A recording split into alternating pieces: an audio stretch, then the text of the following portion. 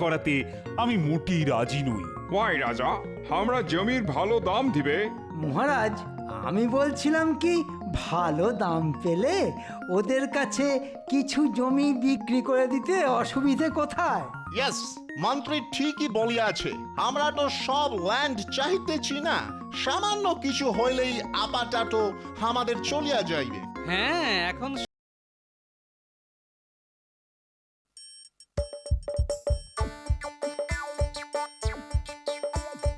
আসছে গোপাল, যাচ্ছে গোপাল, ভাবছে গোপাল, হাসছে গোপাল, আসছে গোপাল, যাচ্ছে গোপাল, ভাবছে গোপাল, হাসছে গোপাল।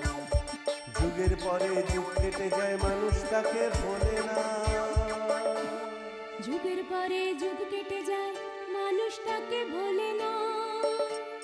চলে না রে, চলে না রে, চলে না রে, চলে না, চলে না রে, চলে না রে, তাকে ছাড়া চলে না।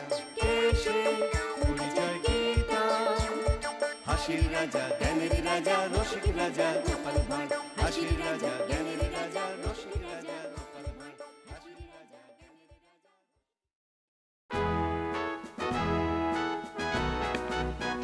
গুড মর্নিং রাজা। হ্যাঁ, সুপ্রভাত। তা বলো, আমার কাছে কি প্রয়োজনে? রাজা, আমরা এই কৃষ্ণনগরে নীল চাষ করিতে চাই। ও, তাহলে নীল চাষের ধান্দা নিয়ে এসেছে। না সাহেব, আমার এই কৃষ্ণনগরে নীল চাষ করাতে আমি মোটেই রাজি নই। ওয়াই রাজা, আমরা জমির ভালো দাম দিবে। মহারাজ, আমি বলছিলাম কি, ভালো দাম পেলে ওদের কাছে কিছু জমি বিক্রি করে দিতে অসুবিধে কোথায়? ইয়েস, মন্ত্রী ঠিকই বলিয়াছে। আমরা তো সব ল্যান্ড চাইতেছি না, সামান্য কিছু হইলেই আপাতত আমাদের চলিয়া যাইবে। হ্যাঁ, এখন সামান্য বলে মাথা গলাবে, পরে ছুঁচ হয়ে ঢুকে ফাল হয়ে বেরিয়ে যাবে। What you mean man? ছুঁচ হয়ে ঢুকে ফল হয়ে বেরিয়ে যাবে, এর মানে কি? তুমি থামো তো গোপাল, ওরা কথা বলছে মহারাজের সঙ্গে, মাঝখান থেকে তুমি ফড়ন কাটছো কেন বাপু? ফোড়ন কাটছি কি আর সাধে?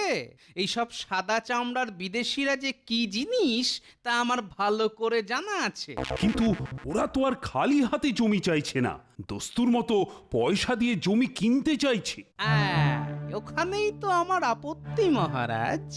একবার কাঁচা টাকার স্বাদ পেলে হয়তো কৃষ্ণনগরের অধিকাংশ মানুষই অগ্রপশ্চাৎ না ভেবে তাদের সব জমি জমা এই সাহেবদের কাছে বেচে দেবে, আর এই সাহেবরাই তখন জমির জোরে জমিদার হয়ে আপনার উপর লাঠি ঘোরাবে। হ্যাঁ হ্যাঁ হ্যাঁ, কথাটা তো তুমি মন্দ বলনি গোপাল। না হে বাপু সাহেব, নীল চাষের জন্য আমি জমি বিক্রি করতে রাজি নই। রাজা, সিদ্ধান্ত লইবার পূর্বে আপনি আরো একবার ভালো করিয়া ভাবিতে পারিতেন। দেখো সাহেব, মহারাজ যখন তার সিদ্ধান্তের কথা একবার জানিয়েই দিয়েছেন, তখন এর মধ্যে ভাবাভাবির কোনো প্রশ্নই নেই। এখন তোমরা আসতে পারো।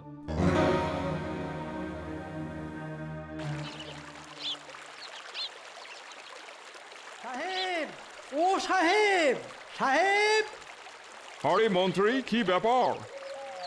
বলছিলাম কি, মহারাজ জমি দিতে রাজি হননি তো কি হয়েছে? তোমরাই বুদ্ধি খাটিয়ে কিছু জমির মালিক হয়ে যেতে পারো। হাউ? এখানে দাঁড়িয়ে সেটা বলা মনে হয় ঠিক হবে না। অলরাইট, তাহা হইলে তুমি আমাদের সাথে বাজরায় চলো, ওখানেই কথা হইবে। তাই চলো।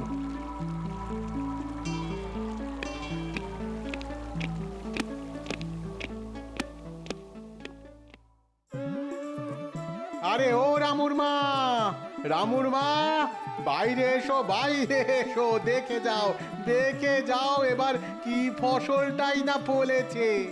সত্যি বাবু, মা লক্ষ্মী এবারে কৃপা করেছেন বটে। অন্যবার শুধু ধানের গোলা ভরে যায়, এবার গোলা ভরে গিয়েও এত ধান। আহ, সারা বছর চালের কষ্ট আর থাকবে না। হ্যাঁ, কি বলো? তারপর বাড়তি ধান বেচে মহারাজের 2 বছরের বকেয়া খাজনাও মিটিয়ে দেব। সবই মা লক্ষ্মীর কৃপা। হ্যাঁ রে, সব ঠিকঠাক করতে পারবি তো? ঠিক পারবো, একবার শুধু আমাদের উপর ছেড়ে দিয়েই দেখুন না। মনে রাখবি, এবার কিন্তু আমার কাজ নয়, খোদ সাহেবদের কাজ। তাই একটু এদিক ওদিক হলে না আর রক্ষে থাকবে না। কোনো চিন্তা করবেন না, এবারের কাজ হবেই হবে।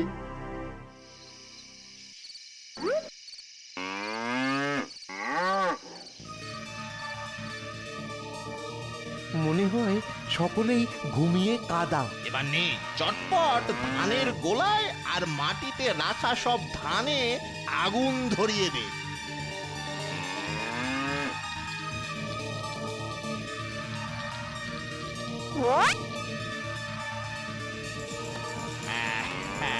কেল্লা ফতে, পালি চল পালি চল, এখনো দুটো গোলা বাকি।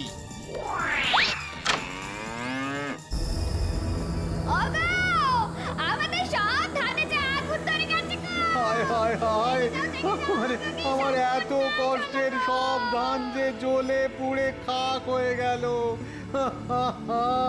এখন সারা বছর খাবোটাই বা কি, আর মহারাজের কাজ নাই বা কি করে শোধ করব।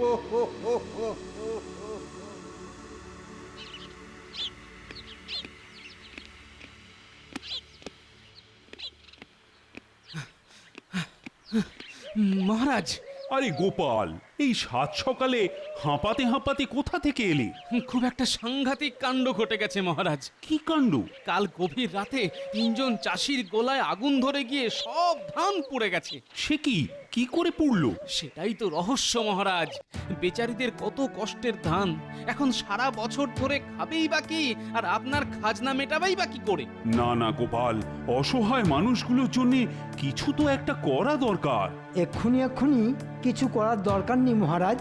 যাদের ধান পুড়েছে তাদের হাত জোড় করে আপনার কাছে এসে দাঁড়াতে দিন। এ তুমি কি বলছো মন্ত্রী? ওরা আমার প্রজা। আচ্ছা মহারাজ, এমনও তো হতে পারে যে আসলে ওদের ধান পড়েনি, আপনার কাছ থেকে খাজনা মকুবের ধান্দায় ধান সরিয়ে ফেলে শুধু খড়গুলো পুড়িয়ে ফেলেছে। সে কি? আচ্ছা গোপাল, তুমি কি বলো? এই সময়ে এসব কথা মন্ত্রী মশাইয়ের মাথায় আসছে কি করে? না, ব্যাপারটা একটু খতিয়ে দেখতে হবে। আমিও মন্ত্রী মশাইয়ের সাথে এ বিষয়ে একমত। তাহলে তোমরা যা ভালো বোঝো তাই করো। আপনি কোনো চিন্তা করবেন না মহারাজ, আমি লোক লাগিয়ে ঠিকঠাক অনুসন্ধান করে একেবারে ঘোড়ার মুখের খবর এনে দেব আপনাকে। কি গো দাদু, কি বলবে বলে ডেকে আনলে? শোন, খুব গোপনে তোদের একটা কাজ করতে হবে। কি কাজ দাদু? যাদের ধানের গোলা পুড়েছে খুব সন্তর্পণে তাদের বাড়ির ওপর নজর রাখতে হবে। মানে বাড়িতে কারা আসছে কারা যাচ্ছে সব খবর আমার চাই। তুমি কোনো চিন্তা করো না দাদু, সব খবর তুমি পেয়ে যাবে। তাহলে যা যা, এখন থেকেই কাজে লেগে পড়, তবে খুব সন্তর্পণে, কাক পক্ষীতেও যেন টের না পায়। মন্ত্রী মশাই, দেখুন কি সর্বনাশ হয়ে গেছে আমার, দেখুন। তাই তো দেখছি রে, আগুনে তো সব কিছু জ্বলে পুড়ে খাক হয়ে গেছে। আহা রে আহা! এখন আমি কি করব, কি করব মন্ত্রী মশাই? সারা বছর খাবোটাই বাকি, তার উপর 2 বছরের খাজনা খাঁড়ার মতো মাথার ওপর ঝুলছে। আচ্ছা আচ্ছা আচ্ছা, মহারাজকে বলে কিছু কি বিহিত করা যায় না? না রে, ইচ্ছে থাকলেও রাজকোষের এখন যা ভাঁড়ে মা ভবানী অবস্থা, মহারাজ ঠিক খেদিয়ে দেবেন। তাহলে উপায়? শোন, এক কাজ কর, আমি বলি কি, তোর যা জমি আছে তার অর্ধেক বিক্রি করে দে। বিক্রি? এই বিপদে এছাড়া আর উপায় কি বল? জমি বিক্রি করে তো খুব একটা খারাপ পয়সা পাবি না, যা পাবি তাই দিয়ে খাওয়া দাওয়া কর, মহারাজের খাজনা মেটা, আর দেখতে দেখতে তো পরের চাষ ঘরে উঠে যাবে, তখন সেই দিয়ে সব কিছু আবার নতুন করে শুরু করবি। কিন্তু জমির ভালো দাম দেবার লোক কি এই কৃষ্ণনগরে কেউ আছে? হয়তো কৃষ্ণনগরে নেই, তবে তেমন লোক আমার জানা আছে। তাহলে তাদের ডাকুন, আমি রাজি। শুধু তুই রাজি হলেই তো হবে না, আর বাকি যে দুজনের ধান পুড়েছে তাদেরকেও বুঝিয়ে সুঝিয়ে এক কাট্টা কর। না হলে শুধু তোর ওই এক ফালি জমি কিনে ওদের পোষাবে কেন বল? ঠিক আছে, ঠিক আছে, আমি ওদেরকে বুঝিয়ে সুঝিয়ে সব রাজি করাবো। তা বিঘা পিছু কত করে পাবো? যা পাবি তা স্বপ্নেও কল্পনা করতে পারবি না রে। আমি তাহলে আসছি রে, মন ঠিক করে আমায় খবর পাঠাস, আমি তখন ওদের সাথে কথা বলবো। তবে একটা কথা, যা করবি খুব গোপনে, মহারাজ বা গোপালের কানে কোনো মতেই যেন কথাটা না যায়। কেন মন্ত্রী মশাই? কেন আবার? তোদের সাহায্য তো কিছুই করবে না, উল্টে বাগড়া দিয়ে বসবে। বুঝলাম। তার মানে পুরো ব্যাপারটার মধ্যে একটা গভীর চক্রান্ত আছে। মনে হচ্ছে সাহেবদের সাথে হাত মিলিয়ে মন্ত্রী বেটাই এই কাজ করিয়েছে। ধান পুড়িয়ে দিয়ে মানুষগুলোর অসহায়তার সুযোগ নিয়ে জমি হাতাবার মতলব, আর সেই জমিতে নীল চাষ।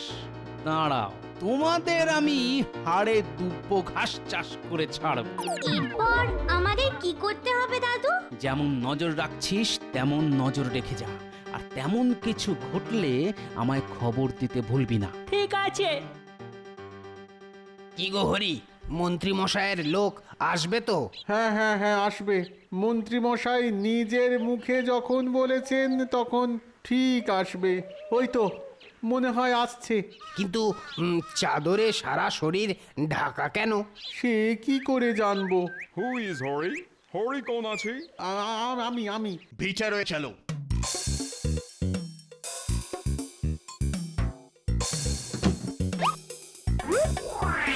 দাদু, দুজন লোক। পায়ে বুট জুতো, সারা গা চাদরে ঢাকা। হরি কাকার ঘরে ঢুকে গেল।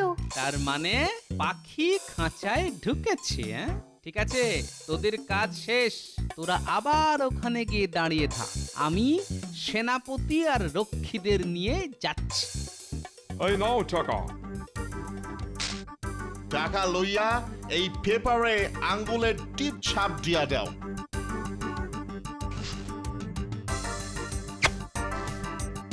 আজ হইতে তোমাদের জমি অর্ধেক আমাদের হইল। জমি নিয়ে তোমরা কি করবে সাহেব? এই ল্যান্ডে আমরা নীল চাষ করিব। Very profitable business. আমাদের ইউরোপে ভেরি হাই প্রাইসে নীল কেনা হয়। ইচ্ছা করিলে তোমরা নীল চাষের ল্যান্ডে লেবার হইতে পারো, ভালো মজুরি পাইবে। সাহেব আমাদের ভগবান। সেনাপতি মশাই, আপনারা আড়ালে লুকিয়ে থাকুন। খাঁচা থেকে পাখি বেরোলেই খপ করে ধরতে হবে। আরে আরে বাছা ধনেরা, চললে কোথায়? একবার মুখের কাপড়গুলো সরাও, শ্রীমুখগুলো একবার ভালো করে দেখি। Be careful Gopal.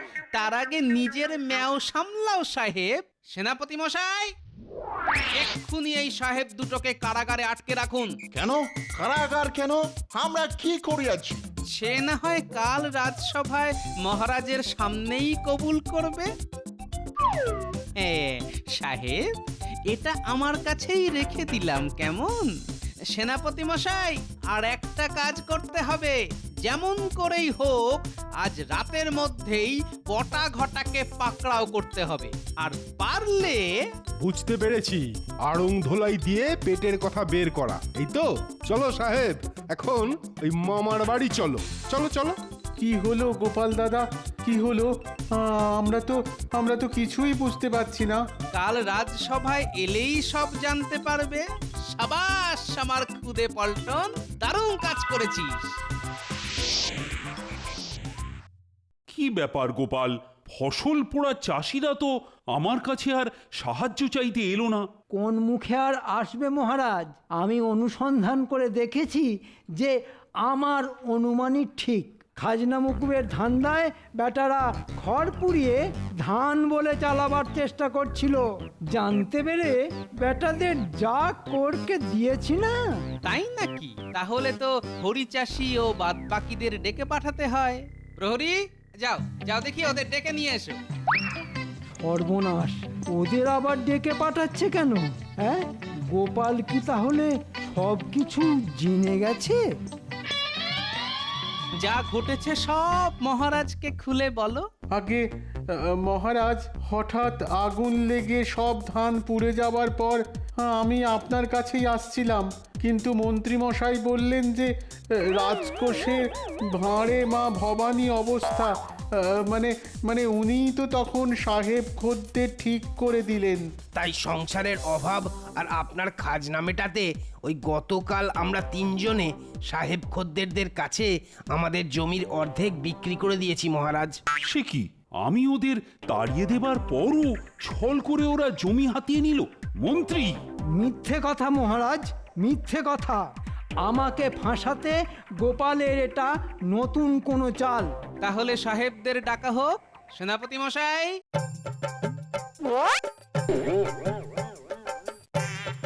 ওরে বাবা, জল তো দেখছি অনেক দূর গড়িয়ে গেছে। এই দেখুন মহারাজ, এই সেই দুজন সাহেব যারা আপনার কাছে নীল চাষের জন্য জমি চাইতে এসেছিল। তাই তো।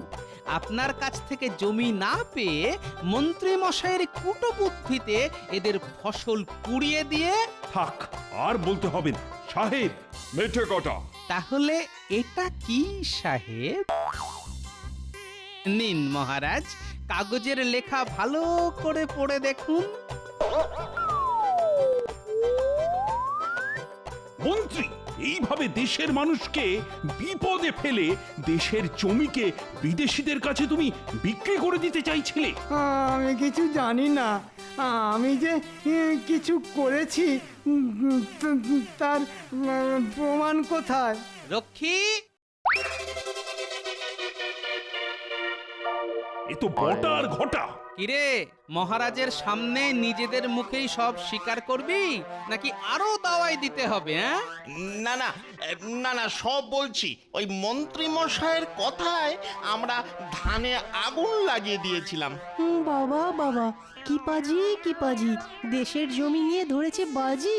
এদের কঠোর শাস্তি দিন মহারাজ। হ্যাঁ হ্যাঁ, শাস্তি দেব। সেনাপতি, এই সাহেব দুটোর মাথা কামিয়ে মারতে মারতে কৃষ্ণনগর থেকে বের করে দাও। এই অপমান আমরা ভুলিব না। কৃষ্ণচন্দ্র, আমরা তোমাকে দেখিয়া লইব। আরে যা যা, সব করবি, যা। আমাকে এবারের মতো ক্ষমা করে দিন মহারাজ। বিশ্বাস করুন, আমি না বুঝে অন্যায় করে ফেলেছি। ক্ষমা?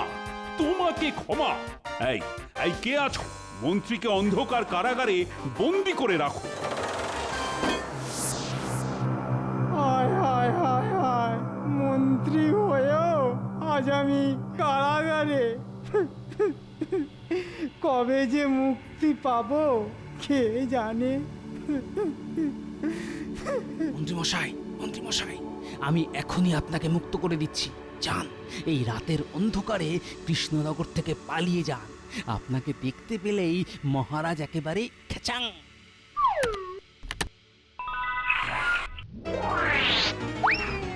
যা কেলে পচা, ঢেউয়ের মতো ওর পেছনে লেগে যা। ও কোথায় যায়, কি করে, সব খবর আমার চাই। ঠিক আছে। How insulting! আমাদের মাথা কামাইয়া দিল। ইহার প্রতিশোধ আমরা লইব। খামান দাগিয়া কৃষ্ণচন্দ্রের রাজপ্রাসাদ উড়াইয়া দিব। দাও সাহেব, কামানের তোপের মুখে ওই পাজি রাজা, তার রাজপ্রাসাদ আর গোপালকে উড়িয়ে দাও। আর তারপর কৃষ্ণনগরের মালিক হব আমরা। মন্ত্রী, তুমি এখানে কি করিয়া আসিলে? আসল কথাটা বললে সাহেবরা আমাকে খেলো ভাবতে পারে। আরে বাবা, আমাকে ধরে রাখা অতই সোজা। আমি কারাগার ভেঙে পালিয়ে এসেছি। Very good, very good. শুনো মন্ত্রী, আমাদের সাথে 8টি কামান আছে, যে আফটার টুমোরো বজ্রায় করিয়া ওই কামান লইয়া গিয়া রাতের অন্ধকারে কৃষ্ণনগর অ্যাটাক করিব। তুমি আমাদের গাইড করিবে। 100 বার। বলছো কি গোপাল, 8টা কামান নিয়ে কৃষ্ণনগর আক্রমণ করবে? হ্যাঁ রে গেলে পচা, ঠিক শুনেছিস তো? এগে হ্যাঁ মহারাজ, ঠিকই শুনেছি। এখন কি হবে গোপাল? আমাদের কামান বলতে তো ওই সবেধন নীলমণি একটা মাত্র কামান, আর যেটা দিয়ে দুর্গাপুজোর অষ্টমীতে তোপ দাগা হয়, আর কাল বাদে পরশু হবে আক্রমণ। আপনি কোনো চিন্তা করবেন না মহারাজ, ওই একটা কামানি কাফি। তার সাথে চাই কিছু নারকেল গাছ, কিছু দক্ষ ছুতোর মিস্ত্রি, কয়েক বস্তা বারুদ, আর ভালো সাঁতার জানা কিছু সৈনিক। আসল নকল মিলিয়ে আমাদের কামানের সংখ্যা হবে 20। আচ্ছা, এক একটা কামানের সঙ্গে 2 জন করে সৈনিক থাকবে, আর নদীতে সাহেবদের বজরা দেখা গেলেই 17 সৈনিকেরা বারুদের বস্তা নিয়ে নিঃশব্দে বজরায় উঠে যাবে।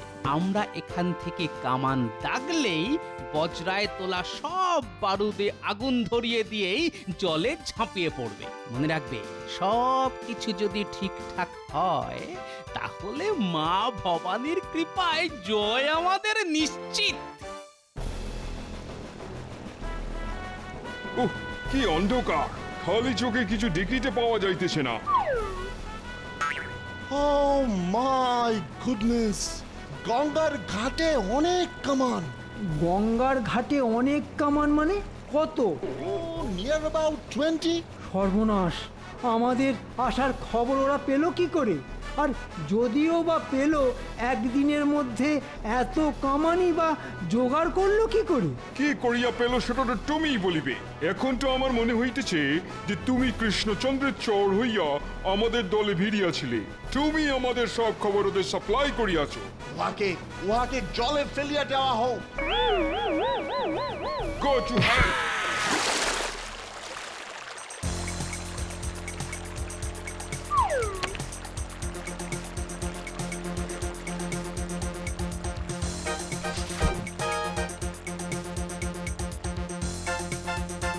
ওই তো সাহেবদের বজরা আসছে, নাও দাগো কামান।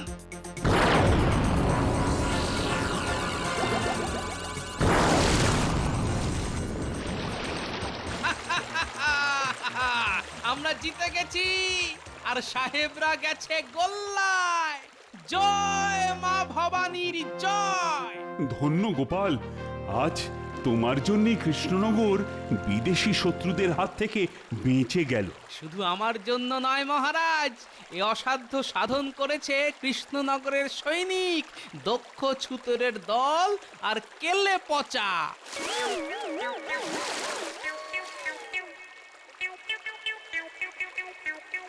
আরে আরে, এই মূর্তিমানকে কোথা থেকে পেলে? সাহেবরা বজরা থেকে ফেলে জলে ফেলে দিয়েছিল গোপাল দাদা, ডুবে যাচ্ছিল দেখে আমরা তুলে এনেছি। কেন নিয়ে এলে এই বেঈমানটাকে? আমি ভুল করেছি মহারাজ, আমি ভুল করেছি, ক্ষমা করে দিন, ক্ষমা করে দিন। ক্ষমা? তোমাকে ক্ষমা? এই, এর দিকে কামান দাগো। যদি দৌড়ে পালিয়ে বাঁচতে পারে তো বেঁচে গেল, না হলে কি হলো? দাগো দাগো, কামান দাগো। ওরে বাবা রে,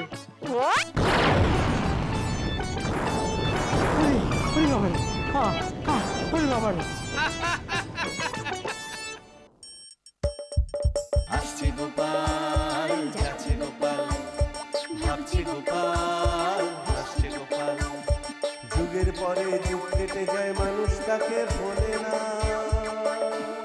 যুগের পরে যুগ কেটে যায়, মানুষ তাকে ভোলে না। চলে না রে, চলে না রে, চলে না রে, চলে না, চলে না রে, চলে না রে, কাকে ছাড়া চলে না। কে সে পরিচয় কি তার? হাসির রাজা, জ্ঞানের রাজা, রসিক রাজা, গোপাল ভাঁড়। হাসির রাজা, জ্ঞানের